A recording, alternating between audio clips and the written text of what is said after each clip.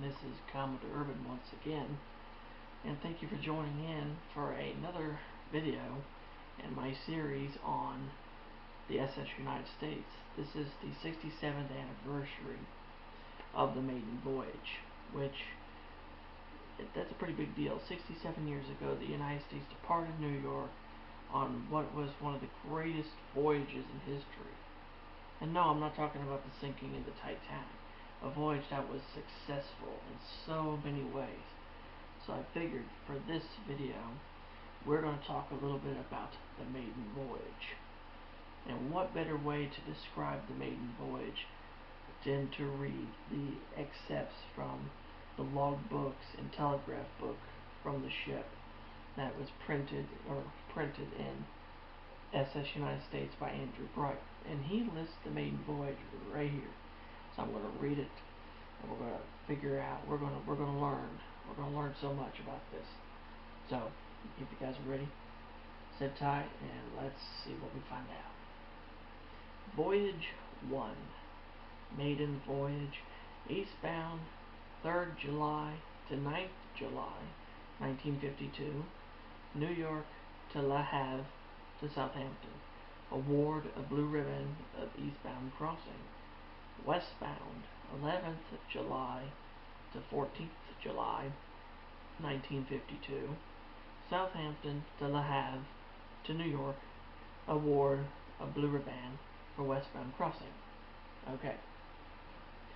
On the first day of the maiden voyage, the SS United States averaged a speed of 34.11 knots and traveled 696 nautical miles.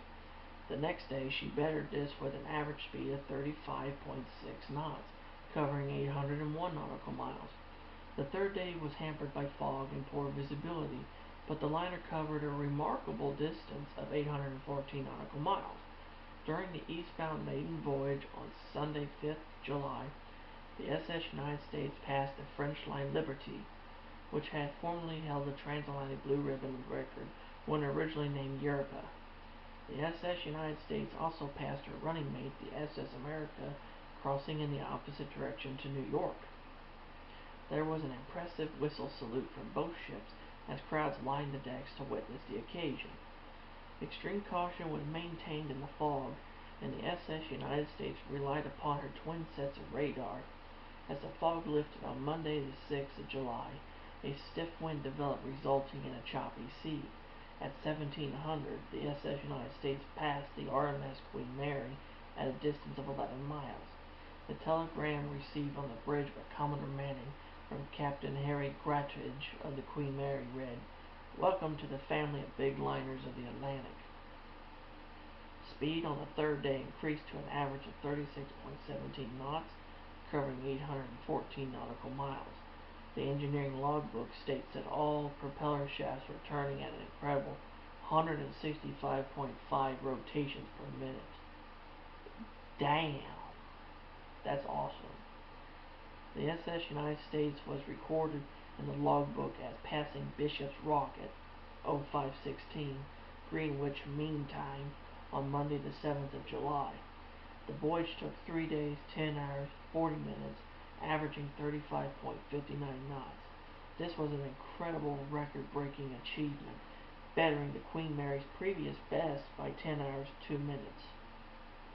Over the 2,949 nautical miles, Commodore Manning ordered the ship's whistles to be sounded with 3 long blasts.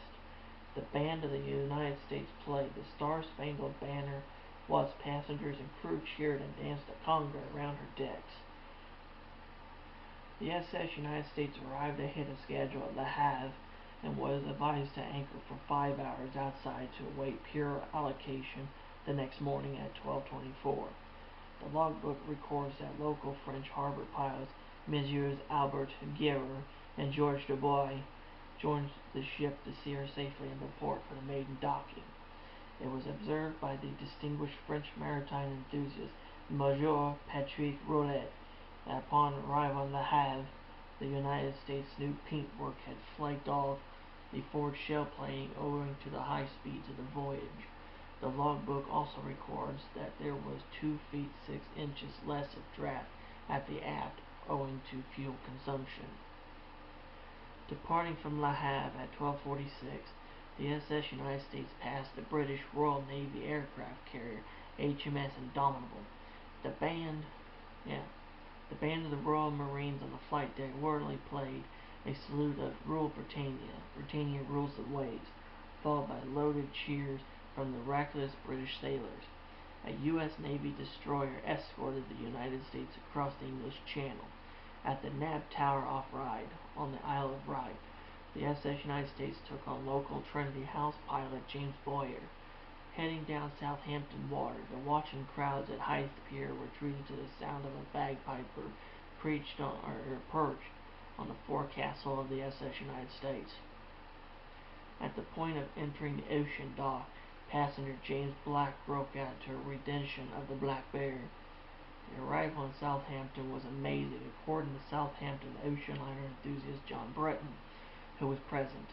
She was escorted by a huge flotilla of red funnel paddle steamers, tugs, and pleasure craft, with crowds lining the shores and docks to catch a first glimpse.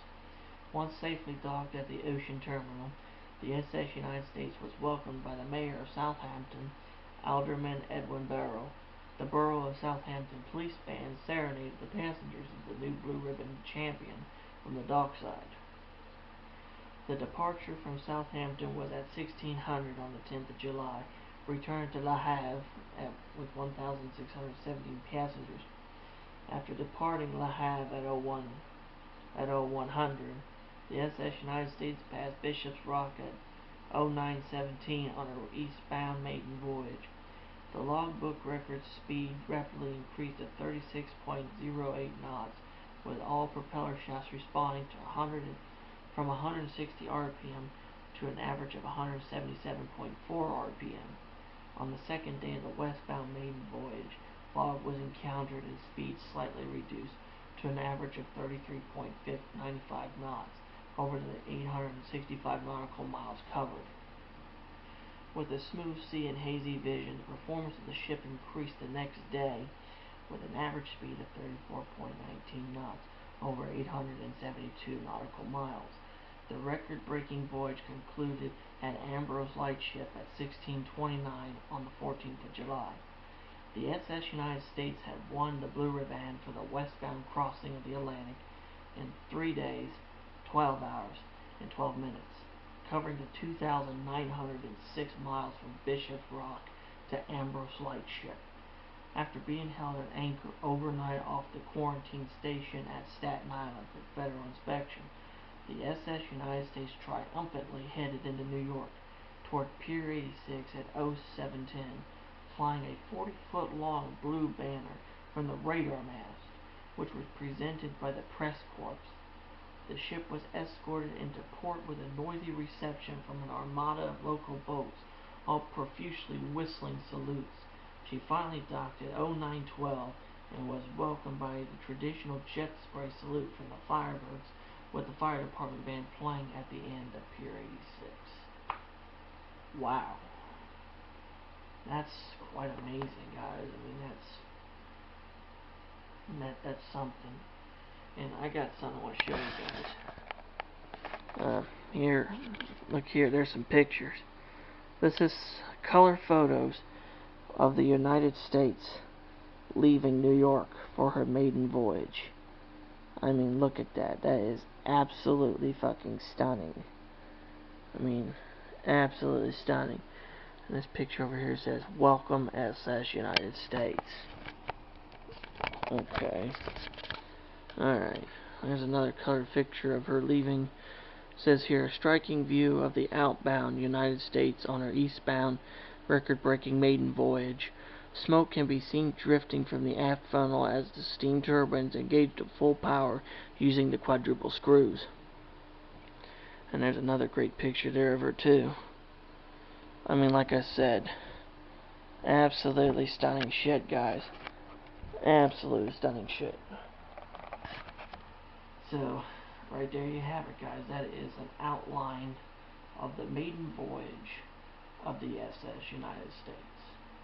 I hope you guys learned something. I hope you guys were entertained. And that's not the end of it.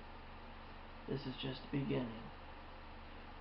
If you guys enjoyed the video, hit the like button. If you have any questions or comments, leave them in the comment section below and I'll get back with you. And if you're new to my channel, please hit the subscribe button and turn on the notification bell. You'll be informed when I upload a new video. Become a part of the Commodore's crew. And until next time, this is I, Commodore Urban, the jack of all trades with the foul mouth, saying have smooth seas and clear skies. Happy sailing with you, and God bless. You take care now. Bye-bye.